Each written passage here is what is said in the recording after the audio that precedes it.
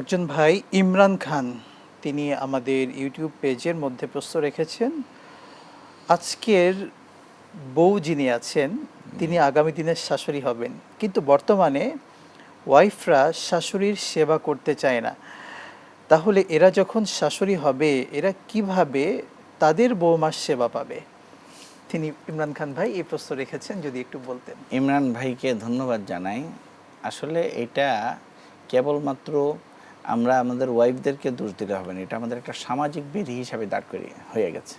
তার কারণ হচ্ছে যে ছোটোবেলা থেকেই আমরা যখন ছোট ছিলাম তখন আমরা ছোটোবেলা আমাদের শুরু হতো, দিন শুরু হতো কেমনি, আমরা মক্তবে যেতাম, আমরা কোরআনে করিমের দ্বারা আল্লাহর নাম দ্বারা আমরা আমাদের দিনটাকে শুরু করতাম। তো এটার মধ্যে একটা বারাকা ছিল, একটা বরকত ছিল। আজকাল যে সমস্ত ইয়ং জেনারেশন যারা আছে তারা কিন্তু ছোটোবেলাটা এইভাবে কাটায়নি। আমরা মা বাবারাই দায়ী, আমরা এটা করিনি আমাদের সন্তানদের জন্য। হয় আদরের আত্মীয়স্বজ্জায় চিন্তা করছি যে সকালবেলা ঘুমক, অথবা তাকে নিয়ে গেছি তার আলহামদুলিল্লাহ রাব্বিল আলামিন সূরাটা সহি আছে কিনা এইটা আমরা চিন্তা করি না, কিন্তু টুইঙ্কেল টুইঙ্কেল লিটল স্টারটা আপনার ইয়ার মতো ইংরেজদের এক্সচেঞ্জে বলতে পারতেছি কিনা এটা নিয়ে আমরা প্রাউড ফিল করি। তো আমি আমার এনভায়রনমেন্টে এইভাবে বড় করতেছি আমার সন্তানদেরকে যে তাদের কারোর প্রতি মায়া দয়া নেই। আজকে আপনার বাচ্চা কাচ্চা মোবাইলের উপরে এত আসক্ত হয়ে যায় যে মা পানি চাইতেছে, বাচ্চা কাচ্চা দিতেছে না, মা বাবার সাথে কথা বলতেছে মোবাইলের দিকে তাকায় আছে, এতটুকু সময়ও সে দিতে পারতেছে না প্রত্যেকটা জায়গা। তো এটা আমাদের একটা সামাজিক অবক্ষয়। তো সামাজিক অবক্ষয় যদি আমাদেরই করতে হবে, এটা এককভাবে এটা পরিবর্তন করা সম্ভব না যতক্ষণ পর্যন্ত আমরা আমাদের রুট থেকে রাসূল পাক সাল্লাল্লাহু আলাইহি ওয়াসাল্লামের আদর্শে আমরা আমাদের সমাজকে গঠনের চিন্তা না করব। আমাদের যে সমস্ত বোনেরা তাদের শাশুড়িদেরকে করতে চান না, তাদের তো আখিরাতের চিন্তাই নেই। উনি তো এটা ভাবেন যে না কি সবাই আছে, আমরা একদিন মরে যাব, সবাই মরে যাবে, এবার শেষ। আখিরাতের যার ভয় থাকবে তিনি তো মানুষের সেবা করবেন, তিনি তো শাশুড়ির সেবা করবেন।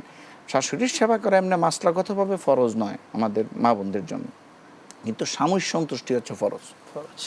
তো স্বামীর সন্তুষ্টির দিকে লক্ষ্য করে আমাদের এখানে একটা এনভায়রনমেন্ট এইভাবে তৈরি হয়েছে যে শাশুড়ির সাধারণত সেবা করা হয়। একটা হাদিস দ্বারা ওইটি প্রমাণিত যে হযরত জাবের রাদিয়াল্লাহু তাআলা আনহু রাসূল পাক সাল্লাল্লাহু আলাইহি ওয়াসাল্লামের কাছে আসলেন, দেখেন যে শরীরের মধ্যে আপনার কাপড়ের মধ্যে মেহেন্দির দাগ।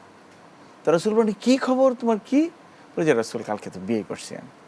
আমাদের এখানে তো নেতাদেরকে না বলে বিয়ে করলে তো আপনার সেই বিয়ে আবার নতুন করে পড়াইতে হয়। রাসূল সাল্লাল্লাহু আলাইহি ওয়াসাল্লাম খুব হাস্যাস প্রশ্বাস বলেন, জারে তুমি বিয়ে করছো, তুমি কি কুমারী বিয়ে করছো নাকি বিধবা বিয়ে করছো? উনি বলেন আমি বিধবা বিয়ে করছি। রাসূল বলেন, হাই হাই, তুমি কুমারী বিয়ে করলে না কেন? কুমারী বিয়ে করলে তুমিও তার সান্নিধ্যে তুমি অনেক আকর্ষণ বোধ করতা, মজা পাইতা, সেও পাইতো, তুমি কেন কুমারী বিয়ে করলে না?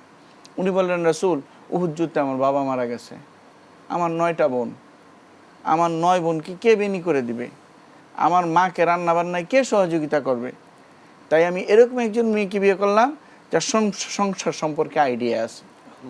রাসূল পাক সাল্লাল্লাহু আলাইহি ওয়াসাল্লাম বললেন, ঠিক কাজটি করেছ।